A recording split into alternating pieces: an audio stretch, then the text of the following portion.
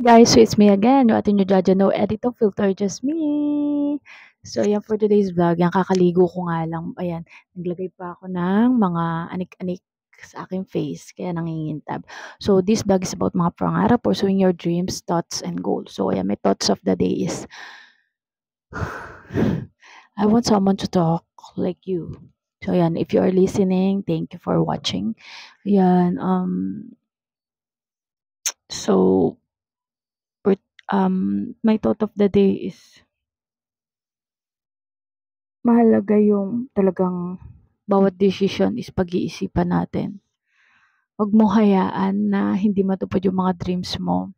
Step by step and huwag kang mag-rush. Yun yung natutunan ko din na huwag mag-rush. Kalma lang. Huwag mo isipin na naiiwan ka. Huwag mo paniwalaan yung mga negative thoughts sa isipan mo. Ayun yung nakakasira talaga. And isipin mo lagi na parang ako talaga 'to, yung sinasabihan ko. Nakaka-relate ka ba? Ayun, kasi 'di ba 'pag may problema tayo napapabayaan natin, nakakalimutan natin na yung mga tao na mahalaga sa buhay natin, na pagbubuntungan natin, 'di ba? So ayun, lahat ng mga decisions natin dapat natin, pag-isipang mabuti. At saka yung mga bagay-bagay minsan, alam natin kung ano yung priority natin. Lagi niyong isipin na lahat ng bagay sa mundo may tamang oras.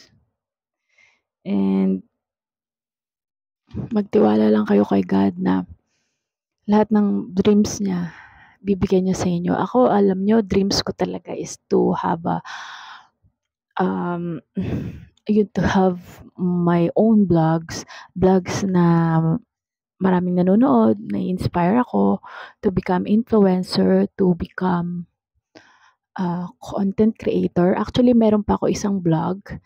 Name niya is Sebastian J. So, ayun, visit kayo doon if may time kayo.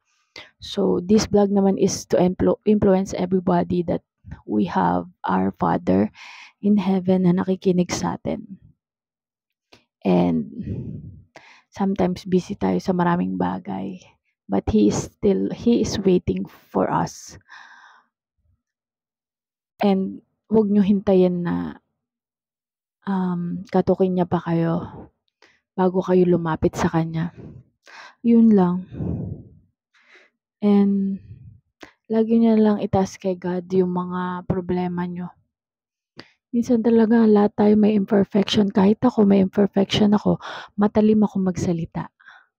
Lalo pag galit ako, masakit ako magsalita. And syempre may mga times na ganun din kayo, 'di ba? So ayun, kapag ganun, pray for yourself na lang kung para maiwasan 'yun. And kung mahalaga sa inyo yung mga tao sa paligid nyo, sikapin nyo iwasan 'yun. Yun. Tapos, pahalagahan yung mga tao sa paligid nyo, ganon. Ayan. Ako, anong dream nyo ba sa life? Ako, ang dream ko talaga yun nga, yung mag-vlogs.